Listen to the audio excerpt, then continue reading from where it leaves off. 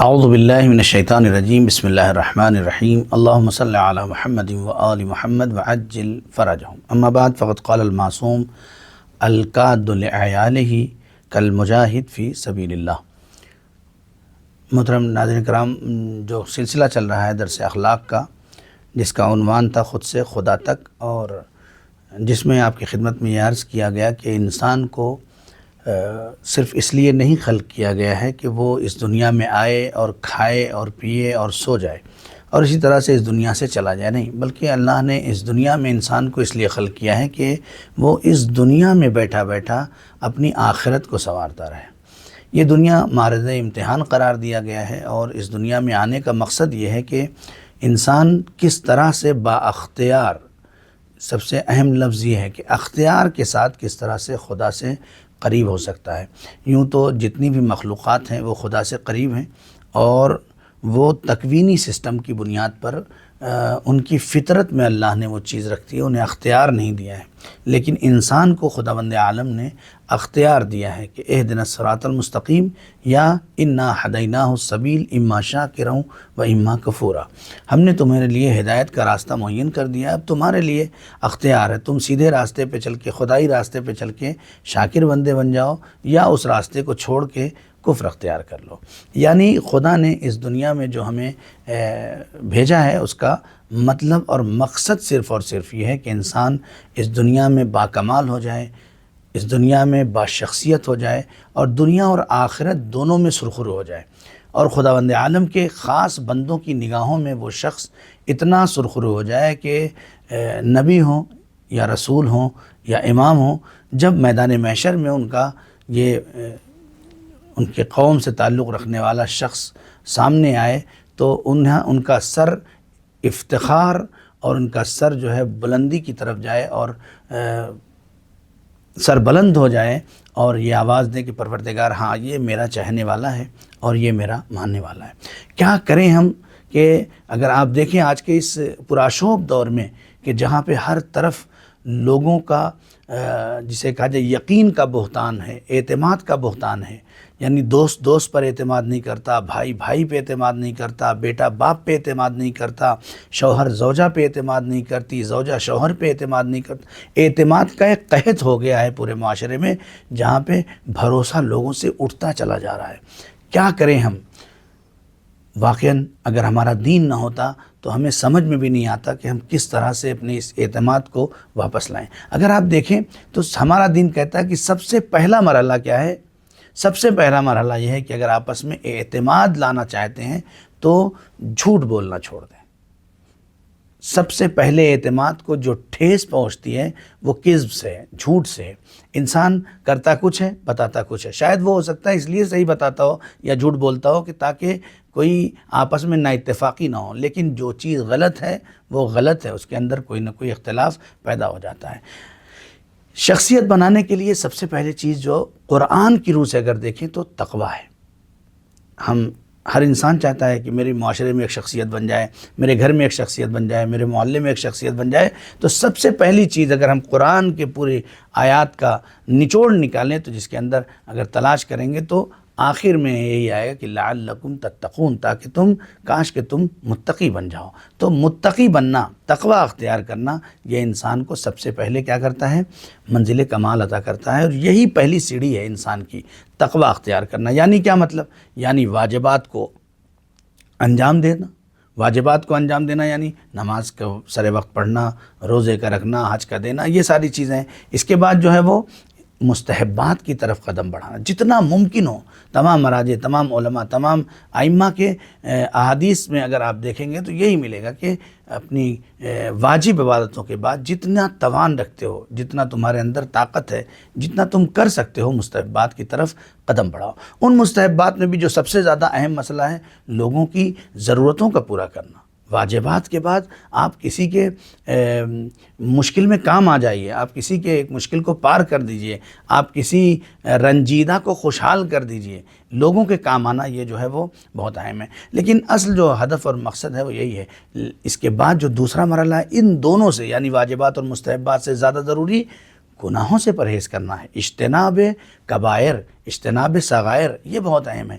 یہ چیزیں کیا کرتی ہیں؟ انسان کو ایک بہترین انسان بناتی ہیں، لوگوں کی نگاہ میں بھی اور خدا کی نگاہ میں بھی ایک سعید انسان بنا دیتی ہے، خدا کی نگاہ میں بھی اور ائمہ کی نگاہ میں بھی۔ تو یہ جب انسان یہ سارے امور انجام دیتا ہے تو کیا ہوتا ہے؟ پھر اس کی نگاہ میں یہ بات پیدا ہو جاتی ہے، جب وہ تقوی کی طرف قدم رکھ دیتا ہے، جب وہ اجتناب گناہ کر لیتا ہے، جب وہ واجبات کی طرف قدم بڑھا چکا ہوتا ہے، جب وہ مستحبات پہ چلنے لگتا ہے، تو اب اس کا دل، اس کا قلب خداوند عالم کے نور سے روشن ہونا شروع ہو جاتا ہے، اور وہ جو نورانی کیفیت اس کے اندر پیدا ہوتی ہے، تو اب اس کو احساس ذمہ داری عطا کرتا ہے۔ وہ احساس ذمہ داری یعنی کیا؟ میرا بیٹا ہے تو اس کو کس چیز کی ضرورت ہے، میری بیوی ہے تو اس کی کس چیز کی ضرورت ہے، میری ماں ہے تو اس کو ایک خانوادگی رفاہ کے لیے اس کی فکر جو ہے وہ روشن ہو جاتی ہے، کہ اگر میری ماں ہے تو اسے کسی ضرورت کے لیے مجھ سے کہنا نہ پڑے، میرا باپ ہے تو اس کو کسی ضرورت کے لیے مجھ سے کہنا نہ پڑے۔ بہت سے لوگ یہ کہتے ہیں کہ ارے جناب کیا بات کرتے ہیں، میں تو جاب پہ رہتا ہوں، اور یا میں تو کام کرتا ہوں، میں نے ایک لگا دیا ہے اور کام کرنے والا ہے یا کام کرنے والی ہے، وہ سارا وہی کرتی ہے جو میں کروں گا، کوئی فرق نہیں کرتا، صبح میں ناشتہ وہ دیتی ہے یا دیتا ہے، یا کھانا کھلا دیتی ہے یا پانی پلا دیتی ہے، سارے امور وہ انجام دیتے، بالکل وہی کرتی ہے، کوئی فرق نہیں ہے۔ اگر آپ بھی وہی کرتے ہیں کہ جب ماں کہتی ہے کہ بھوک لگی اور کھانا دے دیتے ہیں، ماں کہتی ہے کہ پانی پیاس لگی ہے پانی دے دیتے ہیں، تو آپ میں اور غلام میں اور کنیز میں کوئی فرق نہیں ہے۔ آپ اولاد ہیں، اولاد کی ذمہ داری یہ نہیں ہے کہ ماں کہے کہ بیٹا میرے پاس کپڑا نہیں ہے، اولاد کی ذمہ داری یہ ہے کہ بیٹا یا بیٹی محسوس کر لے کہ اس وقت میری ماں کو لباس کی ضرورت ہے۔ یہ احساس ذمہ داری اولاد ہے، ورنہ ایک کام کرنے والی وہ بھی 2 روٹی پکا کے دے دیتی ہے، آپ بھی 2 روٹی پکا کے دیتے، فرق نہیں کرتا۔ احساس یہ انسان کو کمال تک پہنچاتا ہے، کہ یہ احساس ہو جائے آپ کو کہ اس وقت مطلب میرے والد کو ضرورت ہے۔ باپ کہے نا کہ میرا جوتا خراب ہو گیا ہے، آپ روز دیکھ رہے ہو اسی گھر میں سے اسی دروازے سے اندر انٹری ہو رہی ہے جس میں آپ اپنا جوتا اتار کے آ رہے ہیں، آپ کے جوتے کی ایک دن پالش بھی نہیں جاتی، آپ کے چپل کی ایک دن جو ہے وہ گندگی بھی اس پہ نہیں رہ جاتی ہے، اور وہی باپ مستقل وہی جوتا پہن رہا ہے جو شاید کئی بار سل چکا ہے۔ یہ احساس کس کو ہوگا؟ یہ چیز انسان کو کمال عطا کرتی ہے، اور یہی احساس، یہی امام فرماتے ہیں القاد لعیالہ، وہ شخص جو محنت کرتا ہے، مشقت کرتا ہے اپنے اہل و عیال کے، کالمجاہد فی سبیل اللہ، یہ خداوند عالم کی نگاہ میں کام کرنے والا نہیں ہے، مجاہد ہے، اللہ کی راہ میں جہاد کرنے والا ہے۔ اب وہی خواتین کہتی ہیں کہ یہ تو مردوں کے لیے ہے کہ باہر جا کام کرتے ہیں، تو مجاہد فی سبیل اللہ، تو ہمارے لیے کیا فرمایا ہے؟ تو ایسا نہیں کہ امام کسی کو فراموش کر دیں۔ امام سے جب پوچھا گیا کہ عورتوں کا جہاد کیا ہے، یہ تو مردوں کا جہاد آپ نے بتا دیا کہ القاد لعیالہ، جو شخص بھی باہر جا کے کہیں بھی جا کے اپنی محنت کرتا ہے، مشقت کرتا ہے، اور اپنے بچوں کے رفاہ کے لیے، اپنے خانوادے کے رفاہ کے لیے، اپنے گھر والوں کے ترقی کے لیے، ان کے لیے سوچتا ہے، ان کے کھانے پینے رہنے، اچھا لباس پہننے، اچھا گھر، اچھی گاڑی، اس کے لیے کوشش کرتا ہے اگر کوئی شخص، تو وہ جہاد کرتا ہے گویا۔ تو امام سے پوچھا کہ پھر عورتوں کا جہاد کیا ہے؟ کیا صرف مردوں ہی کے لیے فی سبیل اللہ جہاد ہے؟ امام نے فرمایا نہیں، جہاد المرأۃ حسن التبعل، عورتوں کا جہاد یہ ہے کہ وہ اچھے سے خانہ داری کرے، شوہرداری کرے۔ واقعاً کیا جہاد ہے، خدا کی قسم۔ لیکن بس مسئلہ یہی ہے کہ اگر اسے ہم جہاد سمجھ کے خداوند عالم کی بارگاہ میں ایک بہت بڑا انعام سمجھ کے انجام دیں، تو یہ ثواب میں اور ہمارے لیے عبادت میں شمار ہو جائے۔ یعنی کیوں فرمایا گیا ہے کہ جب شوہر گھر سے باہر محنت کر کے، مزدوری کر کے آئے، تو بیوی کی ذمہ داری ہے کہ وہ جب وہ داخل ہو، یعنی جب وہ دق الباب کرے، دروازہ کھٹکھٹائے، تو یہ اپنے آپ کو سج کے سنوار کے اس کے سامنے جائے، دروازہ کھولے اور مسکراتے ہوئے دروازہ کھولے، چاہے کتنی بھی گھر میں پریشانی ہو، چاہے کتنی بھی گھر میں مشکلات ہوں، لیکن یہ لبخند جسے کہا جاتا ہے، مسکراہٹ کے ساتھ اپنے شوہر کا استقبال کرے۔ کیوں؟ اس لیے کہ نہیں پتہ یہ شوہر کتنی مشکلات کا سامنا کر کے باہر سے آ رہا ہے، اور جہاں اسے آ کے اطمینان، سکون کی کیفیت محسوس کرنی ہے، وہ اس کا اپنا گھر ہے۔ لیکن افسوس وہ گھر ایسا نہ ہو جائے کہ شوہر جیسے ہی داخل ہو گھر کے اندر آفت شروع ہو جائے، نہ ایک گلاس پانی ملنے والا ہو، نہ وہ۔ دونوں طرف سے مسئلہ یہی ہے۔ اسی طرح سے ادھر سے معاملہ یہ ہے کہ اگر شوہر اپنے گھر میں بیٹھا ہوا ہے اور زوجہ کہیں سے واپس آ رہی ہے، تو اس کے لیے بھی وہی شرط ہے کہ یہ بھی اپنی زوجہ کو، یا بعض روایات ہمارے یہاں ملتی ہیں کہ اگر شوہر دن بھر گھر سے باہر رہتا ہے تو وہ کم سے کم کئی بار، ایک دو بار فون کر کے کہے کہ میں خیریت سے ہوں اور میں تمہیں بہت چاہتا ہوں۔ یعنی یہ جو لفظیں ہیں ہمارے ہاں روایات میں، تاکہ ایک توازن زن و شوہر کا باقی رہے، وہ محبت پیدا ہو جائے گھر کے اندر، کہ جس کی وجہ سے آگے کی نسلوں کے اندر وہ کیفیت پیدا ہو جائے جو خداوند عالم عطا کرنا چاہتا ہے۔ بہرحال تو یہ اصل ہمارا موضوع یہ نہیں ہے کہ زن و شوہر کے درمیان رشتہ کیسا ہو، انشاءاللہ آگے جب ہم بیان کریں گے تو وہاں پہ یہ کیفیت بیان کریں گے کہ کس طرح سے ایک شوہر کو اپنی زوجہ کے ساتھ رہنا چاہیے اور کس طرح سے ایک زوجہ کو اپنے شوہر کے ساتھ رہنا چاہیے۔ لیکن یہاں صرف اور صرف خانوادے کے رفاہ کی بات ہو رہی ہے کہ وہ شخص جو صبح کو نکلتا ہے اور جاتا ہے، اور جانے کے بعد مستقل محنت کرتا ہے، اور محنت کرنے کے بعد واپس آتا ہے، تو اس کے لیے زوجہ کی ذمہ داری یہ ہے کہ وہ ایک ایسے تبسم کے ساتھ اس کا استقبال کرے۔ اسی طرح سے شوہر کی طرف سے بھی یہ جملہ کہہ دوں، ایسا نہ ہو کہ خواتین یہ محسوس کریں کہ مولانا صاحب صرف جو ہے وہ باہر کام کرنے والوں کے لیے اتنی توجہ نہیں۔ اسی طرح شوہر کی ذمہ داری ہے، وہ جاتا ہے اپنے آفس میں، جاتا ہے محنت کرتا ہے، کام کرتا ہے، تھک جاتا ہے، بالکل تھک جاتا ہے، لیکن آنے کے بعد گھر میں ہٹلر نہ بن جائے۔ یہ بھی ایک بڑا مسئلہ ہے ہمارے یہاں کہ میں تو کام کرتا ہوں، دن بھر کھٹتا ہوں، دن بھر محنت کرتا ہوں، تم کیا کرتی ہو؟ ارے بھائی تم کیا کرتی ہو نہیں، آپ 8 گھنٹہ ڈیوٹی کرتے ہیں، یہ 24 گھنٹہ ڈیوٹی کرتی ہیں۔ آپ آئے ہیں، آپ ادب و احترام سے گھر کے اندر داخل ہوئیے۔ آپ کے داخل ہونے کی وجہ سے گھر کے اندر کے ہر فرد کو ایک سرپرست کی بو آنی چاہیے، اس کے اندر ایک سکون اور اطمینان اور ایک سائبان کی کیفیت محسوس ہونی چاہیے کہ میرا سائبان صبح سے لے کے شام تک گھر میں نہیں تھا، ہم بے پناہ تھے، جب آیا ہے تو اب میں پناہ میں آ گیا۔ ایسا محسوس ہونا چاہیے کہ گھر کا ہر فرد اپنے آپ کو کسی بزرگ کے، کسی بڑے کے، کسی سرپرست کی پناہ میں محسوس کرے۔ اور یہ تبھی ہو سکتا ہے جب آپ کا اخلاق اچھا ہو، یہ تبھی ہو سکتا ہے جب آپ کا کیریکٹر اچھا ہو، یہ تبھی ہو سکتا ہے جب آپ تھکن کے باوجود کسی کی عزت نفس کو پامال کرنے کا جذبہ نہ رکھتے ہوں۔ یہ وہ کیفیتیں ہیں جو انسان کو خدا کی طرف لے جاتی ہیں، اور بہت سارے ایسے مسائل کہ جو انسان کی زندگی میں ہیں۔ آپ دیکھیں، رفاہ خانوادے کے لیے، گھر کی ترقی کے لیے بہت ساری خواتین سوال کرتی ہیں کہ مولانا صاحب ہم کیا پڑھیں، ہم کیا کریں کہ ہمارے گھر میں جو ہے مشکلات ہیں وہ ختم ہو جائیں۔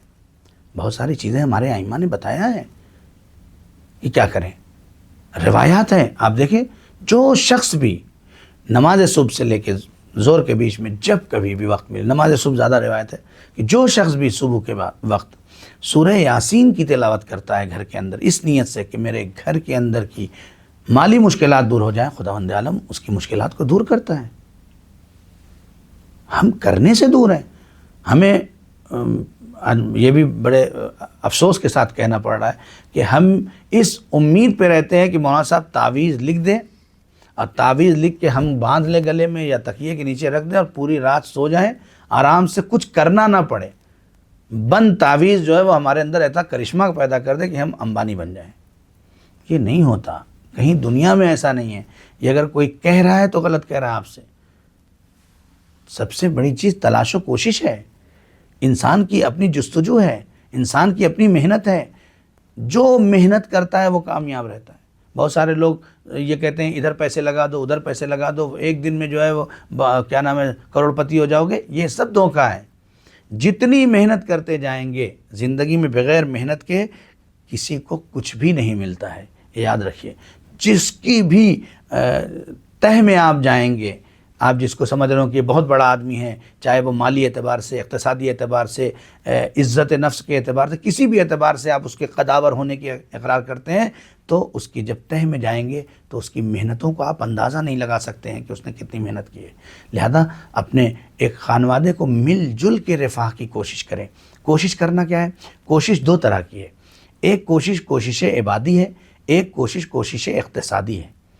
بہت اہم ہے یہ چیز. اگر ہم اپنے خانوادے کے اندر، اپنی فیملی کے اندر اس چیز کو رائج نہ کر پائیں، یعنی بہت سارے ایسے لوگ ہم دیکھتے ہیں توازن بگڑ چکا ان کے گھر کا، یعنی صبح سے لے کے شام تک زوجہ اور شوہر، ماں اور باپ دونوں اس کوشش میں لگے ہیں بس کہیں سے مال آ جائے. خود اپنی نماز غائب ہے، خود اپنا روزہ غائب ہے، خود اپنا حج کا پتہ نہیں ہے، خود اپنا صلہ رحمی کا پتہ نہیں ہے، لوگوں سے کٹ چکے ہیں، کسی کا کوئی نہ رشتہ دار ہے نہ عزیزدار ہے، کچھ بھی نہیں ہے. یہ بھی صحیح نہیں ہے. یہ صرف اور صرف اس مال کے چکر میں آپ پڑے ہیں کہ جو بڑھاپے میں آپ سے چھوٹ کے کسی اور کے ہاتھ میں چلا جائے گا، آپ کو کچھ نہیں دے کے جائے گا. ایک کوشش کوشش عبادی ہے. عبادی کوشش یہی ہے کہ آپ اپنی آخرت کو بھی نہ بھول جائیں. آپ محنت کریں بالکل اقتصاد کے لیے، آپ محنت کریں مال کے لیے. صبح سے لے کے شام تک آپ نہیں محنت کریں، کون محنت کرے گا؟ مومن ایسا ہونا چاہیے کہ لوگ دیکھ کے اس کو عبرت حاصل کریں، چاہے وہ مال کے اعتبار سے ہو، چاہے وہ سواری کے اعتبار سے ہو، چاہے وہ گھر کے اعتبار سے ہو، چاہے ہر اعتبار سے ہو. جس طرح سے ان سب میں اچھا ہونا چاہیے اسی طرح سے عبادت میں بھی اچھا ہونا چاہیے. تو بہرحال تو کوشش عبادی کیا ہے؟ آپ اپنے پورے گھر پہ جس طرح سے مال کے لیے کوشش کرتے ہیں کہ میرے بچے کے پاس بھی پیسہ ہونا چاہیے، میری بیوی کے پاس بھی پیسہ ہونا چاہیے، میرے جیب میں بھی پیسہ ہونا چاہیے، میرے بھائی کے پاس اتنا فکر آپ کے اندر، اتنی فکر اگر ہے تو یہی فکر عبادی طور پر میرا بچہ بھی بے نمازی نہیں ہونا چاہیے، میری بیوی بھی بے نمازی نہیں ہونا چاہیے، میں بھی بے نمازی نہیں ہونا چاہیے، میرا خانوادہ بھی بے نمازی نہیں ہونا چاہیے. ایک مثال دے رہا ہوں، ایسا نہ ہو کہ آپ کی قطع رحمی آپ کے بچوں کی نسلوں میں چلی جائے. آپ اپنے رشتہ داروں سے کٹ کر رہے ہیں، آپ اپنے رشتہ داروں کو چھوڑ رہے ہیں، آپ کا بچہ بھی چھوڑ رہا ہے. یہ مت سوچئے کہ آپ ایک تربیت کر رہے ہیں، یہ تربیت آپ کی ذمہ داری ہے. اگر اس تربیت کو ہم نے نسلوں تک پہنچا دیا تو خداوند عالم کے پاس جا کے ہم کو جواب دینا پڑے گا. ہم صبح سے لے کے شام تک جو ہے وہ اسی چکر میں رہ گئے کہ مال اکٹھا کر لیں، لیکن ہم نے اولاد کی تربیت صحیح نہیں کی ہے. خداوند عالم سے دعا کرتے ہیں پروردگار ہم سب کو ایسی کوشش کرنے کی توفیق عطا فرما کہ ہم اپنے خانوادے، اپنی فیملی کو کوشش عبادی سے بھی سرفراز کر سکیں اور کوششیں مالی سے بھی سرفراز کر سکیں. اللہ سے دعا ہے پروردگار محمد و آل محمد کے صدقے میں جو بھی مقروض ہوں ان کے قرض کی ادائیگی سبیل فرما. میرے اللہ ہم سب کو اتنی توفیق دے کہ ہم اپنے خانوادے سے دو مشکلات جو ائمہ کے زبان سے جاری ہوئے ہیں، خصوصاً جہالت اور غربت، اس کو دور کر سکیں. پروردگار تجھے محمد و آل محمد کا واسطہ امام کے ظہور میں تعجیل فرما اور ہمیں ان کے اعوان و انصار میں شمار فرما. ربنا تقبل منا انک انت السمیع العلیم.